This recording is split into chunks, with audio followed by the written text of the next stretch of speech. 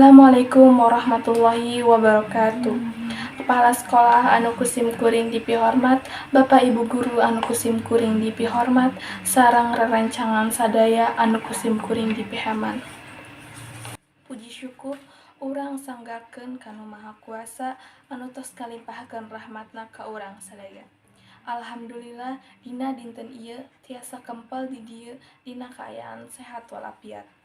Teu hilap sholawat sinareng salam mugia salamina kacurah limpahkeun ka junjungan urang sadaya nyaeta Nabi Muhammad sallallahu alaihi wasallam. Oge kapala keluargana, ka para sahabatna, sareng ka urang sadaya salaku umatna dugi ka akhir zaman. Amin ya rabbal alamin.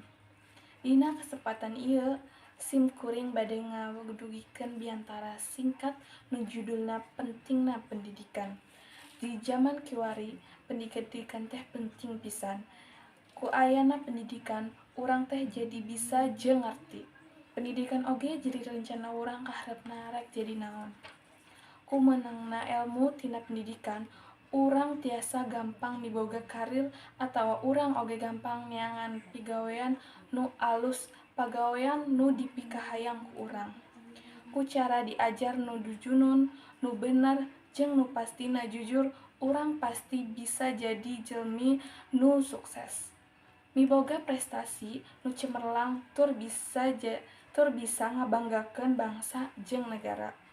Nyieun ilmu teh kawajiban kanggo sadaya umat muslim. Ku kituna urang kudu semangat nyiar ilmu pikeun bekal kahirupan. Sekian ti abdi, wassalamualaikum warahmatullahi wabarakatuh.